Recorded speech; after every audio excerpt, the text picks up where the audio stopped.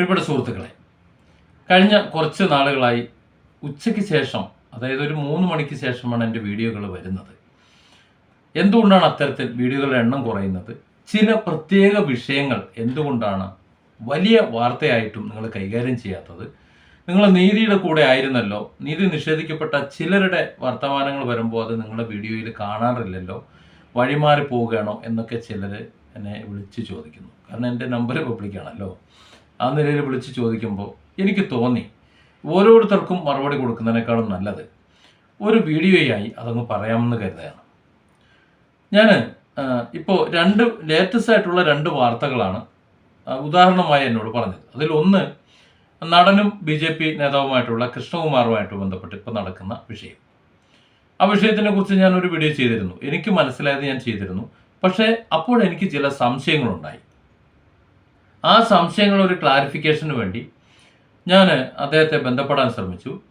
അദ്ദേഹത്തിൻ്റെ നമ്പറൊക്കെ കിട്ടി. അതിന് നമുക്ക് വകുപ്പുണ്ട്, കുഴപ്പമില്ല. പിന്നെ പൊളിറ്റിക്കലി നിങ്ങൾക്കറിയാത്ത ചില മേഖലകൾ എനിക്കുണ്ട്.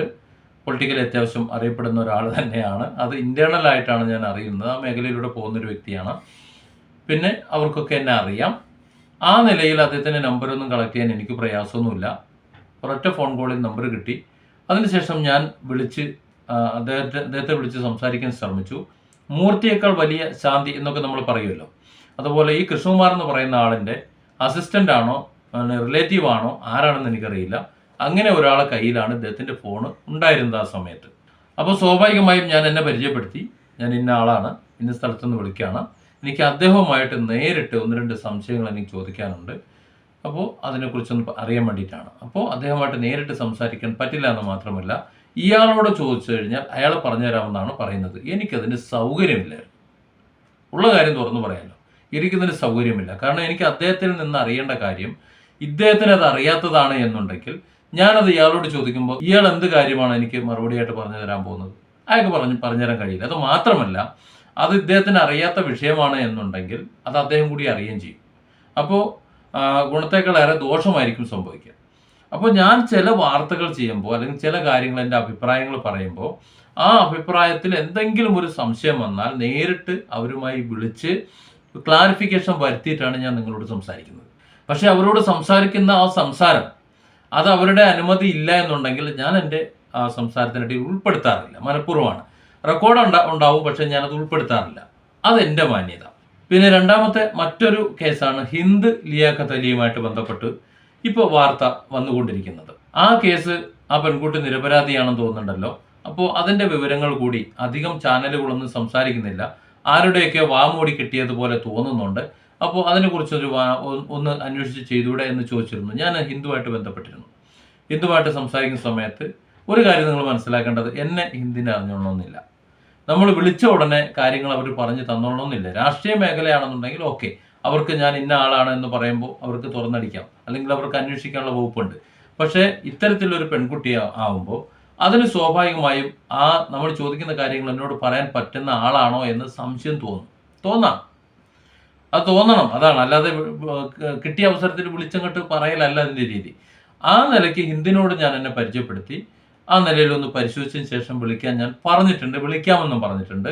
ഈ വീഡിയോ റെക്കോർഡ് ചെയ്യുന്നതിന് തൊട്ട് മുമ്പ് എന്നെ വിളിച്ചിരുന്നു. കോടതിയുമായി ബന്ധപ്പെട്ട് കുറച്ച് തിരക്കുകൾ കാര്യങ്ങളിലാണ്.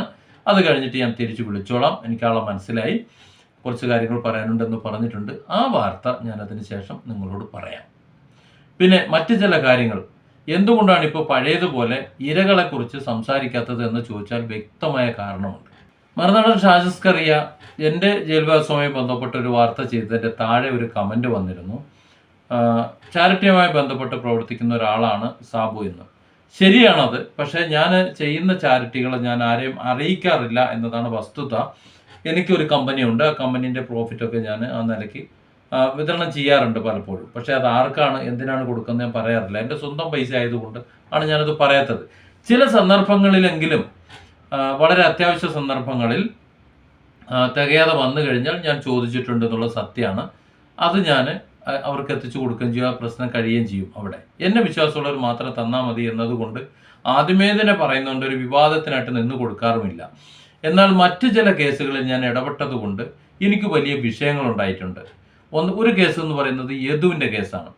യദുവിൻ്റെ കേസ് നിങ്ങൾക്ക് എല്ലാവർക്കും അറിയാം. കേരളത്തിൽ ഏറ്റവും സജീവമായി നിലനിർത്തിയത് ഞാനാണ്. കേരളത്തിൽ അങ്ങോളം ഇങ്ങോളം ഓർഡിനറി കേരള എന്നൊരു ഗ്രൂപ്പൊക്കെ ഉണ്ടാക്കി ആ ഗ്രൂപ്പിൻ്റെ നേതൃത്വത്തിൽ 100 കണക്കിന് ആൾക്കാർ അതിനകത്ത് വന്നു. അങ്ങനെ കേരളത്തിൽ അങ്ങോളം ഇങ്ങോളം ഓരോ ജില്ലയിലും പ്രതിഷേധം ഓരോ ദിവസവും കത്തി. അത് വാർത്തകളായി. തിരുവനന്തപുരത്ത് സെക്രട്ടേറിയറ്റിന് മുന്നിൽ പോലും വലിയ വാർത്തയായി.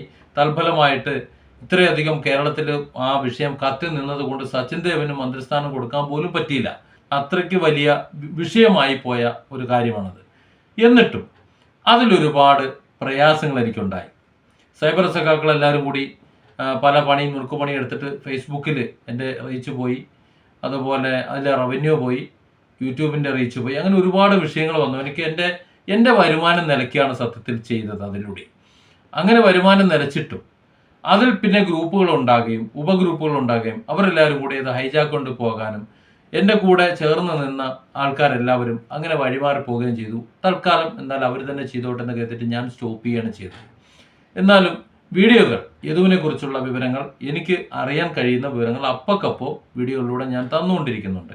ബാക്കിയുള്ളതൊക്കെ ഞാൻ തൽക്കാലം നിർത്തി. ഹൈജാക്ക് ചെയ്തുകൊണ്ട് പോയവരും അങ്ങനെ കൂടെ നിൽക്കുന്നവരുമൊക്കെ ചെയ്തോട്ടെ എന്ന് ഞാൻ കരുതി. എനിക്കതിൽ ഒരുപാട് നഷ്ടങ്ങളാണ് സംഭവിച്ചത്. ആ നഷ്ടങ്ങൾ തൽക്കാലം ഞാൻ സഹിച്ചു. ഇതാണ് ഒരു വിഷയം എന്ന് പറയുന്നത്. ഇതുപോലെ ധാരാളം വിഷയങ്ങൾ വേറെ ഉണ്ട്. അത് മറ്റു പല കേസുകളിലും വ്യാജ കേസായി വന്ന് പ്രതി ചേർക്കപ്പെടുമ്പോൾ അവർക്ക് വേണ്ടി ഞാൻ സംസാരിക്കാറുണ്ടായിരുന്നു. അത്തരത്തിൽ സംസാരിക്കുമ്പോൾ നമ്മൾ പ്രതീക്ഷിക്കുന്നത് സത്യസന്ധമായി അവർ വിവരം നമ്മളോട് പറയണമെന്നും നമ്മളെ തെറ്റിദ്ധരിപ്പിക്കാൻ വേണ്ടി നുണ പറയില്ല എന്നുമാണ്. അങ്ങനെ നുണ പറയുന്ന കാരണത്താൽ പലപ്പോഴും നമുക്ക് അബദ്ധം പറ്റിയിട്ടുണ്ട്. അതുപോലെ സത്യസന്ധമായ കാര്യങ്ങൾ പറയാത്തത് കൊണ്ട് നമുക്ക് അബദ്ധം പറ്റിയിട്ടുണ്ട്. അബദ്ധം പറ്റിയിട്ടുണ്ട് എന്നുള്ളത് സത്യമാണ്. പലപ്പോഴും അബദ്ധങ്ങൾ പറ്റിയിട്ടുണ്ട്. പക്ഷേ അതൊന്നും നമ്മളെ തടി പിടിക്കാതെ വലിയൊരു ബാധ്യത ഉണ്ടാകാതെ പോയിട്ടുണ്ട്. അതേസമയം ചില സത്യങ്ങൾ വിളിച്ചു പറഞ്ഞതിൻ്റെ പേരിൽ നിയമ നടപടികൾ പോലും എനിക്ക് നേരിടേണ്ടി വന്നിട്ടുണ്ട്. ആ സന്ദർഭത്തിലൊക്കെ ആർക്ക് വേണ്ടിയാണോ നമ്മൾ സംസാരിക്കുന്നത് അവരുടെ അയലത്തേക്ക് പോലും നമ്മുടെ സംസാരം എത്തുകയോ ഒരു നന്ദി വാക്ക് പോലും പറയുകയോ ചെയ്യാത്ത, നന്ദിയില്ലാത്ത ഒരു തരം ആൾക്കാരായി ഇവരൊക്കെ മാറുന്നത് എനിക്ക് അനുഭവമുണ്ട്.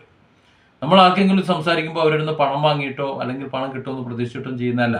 നീതി നിഷേധിക്കപ്പെടുന്നവരാണ് എന്ന് മനസ്സിലായി കഴിഞ്ഞാൽ അവർക്ക് നീതി കിട്ടണമെന്ന് ആഗ്രഹിച്ചുകൊണ്ട് പറയുമ്പോൾ അവർ അറ്റ്ലീസ്റ്റ് നന്ദിയുള്ളവരായിരിക്കണം. ഇത് അവർ പോലും നന്ദിയില്ലാത്തവരാകുമ്പോൾ എന്തിനാണ് ഈ പണിക്ക് നിൽക്കുന്നത് എന്ന് തോന്നിപ്പോവാണ്. അത് ഞാൻ മാത്രമല്ല, ഒരുപാട് യൂട്യൂബേഴ്സിന് അങ്ങനെ തോന്നിയിട്ടുണ്ട്. ഇപ്പോൾ പലരും അവരുടെ കാര്യം കാണാൻ വേണ്ടി മാത്രം ഈ യൂട്യൂബർമാരെയും സത്യസന്ധമായ വാർത്ത ചെയ്യുന്നവരെ ഉപയോഗപ്പെടുത്തുമ്പോൾ എനിക്ക് ഇനിയിപ്പോൾ അമ്മമാരുള്ള പണിക്ക് വയ്യാന്ന് തീരുമാനിച്ചേക്കാം.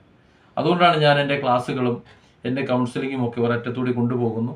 എനിക്ക് അഭിപ്രായം പറയേണ്ട കാര്യങ്ങൾ മാത്രം ഞാൻ ഈ വഴി പറഞ്ഞു പോകുന്നു. ഇനി നിരപരാധിയാണ് എന്നെനിക്ക് ബോധ്യപ്പെട്ട് കഴിഞ്ഞാൽ അല്ലെങ്കിൽ സംശയം തോന്നിക്കഴിഞ്ഞാൽ ഞാൻ അവരുമായിട്ട് കോൺടാക്ട് ചെയ്യുമ്പോൾ അവർ നമ്മളോട് സഹകരിക്കുന്നുണ്ടെങ്കിൽ അതിനെക്കുറിച്ച് വളരെ വ്യക്തമായി വാർത്തകൾ ചെയ്യുകയും ചെയ്യും. ഹിന്ദ് ലിയാഖത്ത് അലിയെക്കുറിച്ച് എന്തായാലും കുറച്ച് കാര്യങ്ങൾ എനിക്ക് പറയാൻ കഴിയുമെന്ന് തന്നെ കരുതുന്നു. അത് കോൺടാക്ട് ചെയ്യാമെന്ന് പറഞ്ഞിട്ടുണ്ട്. ആ വിവരങ്ങൾ അറിഞ്ഞ ശേഷം ഞാൻ അതിനെക്കുറിച്ച് സംസാരിക്കാം. പിന്നെ കൃഷ്ണകുമാറിനെ സംബന്ധിച്ചിടത്തോളം അദ്ദേഹത്തിന് 69 ലക്ഷം രൂപ നഷ്ടപ്പെട്ടു എന്നൊക്കെ പറയുന്നുണ്ട്. കാര്യമൊക്കെ ശരി. പക്ഷേ ചില സംശയങ്ങൾ ചിലയിടത്ത് കിടക്കുന്നത് കൊണ്ട് അതിന് ക്ലാരിഫിക്കേഷൻ കിട്ടാതെ ഇനി അതേക്കുറിച്ച് വീഡിയോ ചെയ്യേണ്ട എന്നാണ് തീരുമാനിച്ചിട്ടുള്ളത്. പ്രത്യേകിച്ച് മൂർത്തിയേക്കാൾ വലിയ ശാന്തിയുള്ളിടത്ത് നമുക്ക് മുന്നോട്ട് പോകാൻ പറ്റൂല. പിന്നെ നമ്മൾ വലിയ ഡിഫറെൻ്റ് ആംഗിൾസ് എന്ന് പറയുന്നത് ഒരു കൊമ്പത്തെ ചാനലൊന്നും അല്ലല്ലോ. നമ്മൾ വിളിച്ച് ചോദിക്കുമ്പോൾ ഡിഫറെൻ്റ് ആംഗിൾസ് എന്ന് പറയുമ്പോൾ അവരിങ്ങോട്ട് എടുത്തിങ്ങോട്ട് തരാൻ. അപ്പോൾ അവർ തരാതെ തൽക്കാലം കൊടുക്കേണ്ടതാണ് വിചാരിച്ചിരിക്കുന്നത്. അത് ആര് തന്നെ ആയാലും. Different angles. Don't forget to subscribe and support this channel.